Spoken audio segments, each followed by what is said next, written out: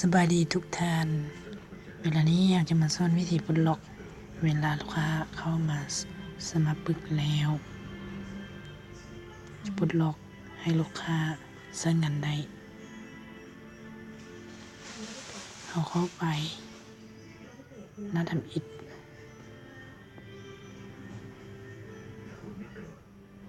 เช่นนั้นมาจะซาหน่อยหนึ่งเนาะ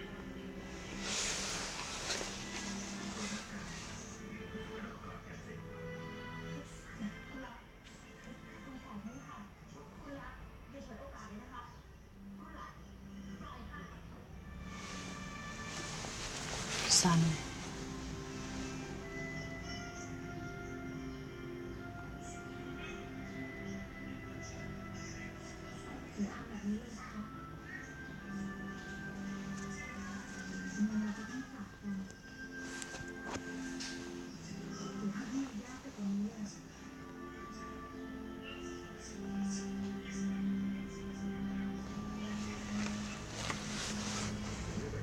สะไวไฟสะแล้วเนาะ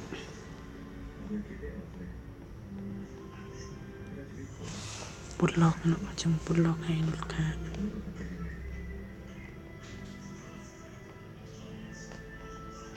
แจ้งเตือนฐานหมด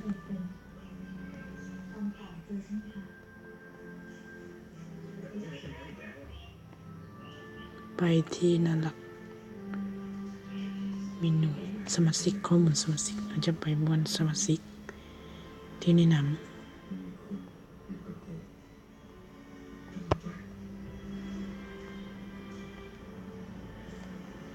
นี่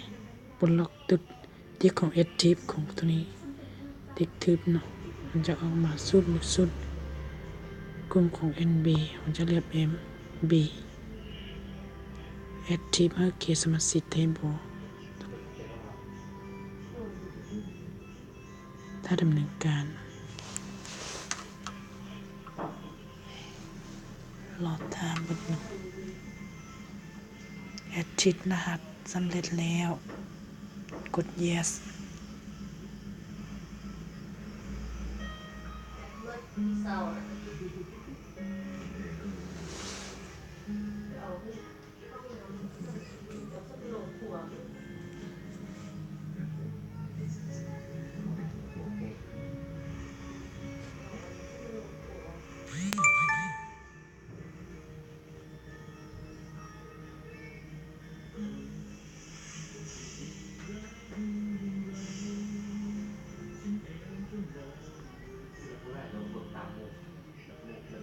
พวกข้อมูล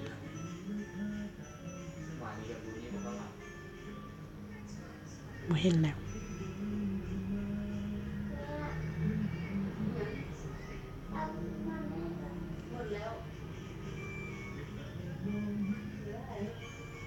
สมาชิกได้ใส่งานมี1 คนรวม1 คนนี่วิธีกดสอบเอามาวันนี้เพียงในเท่านี้นะจบแล้วพบกันในคลิปหน้าขอบใจ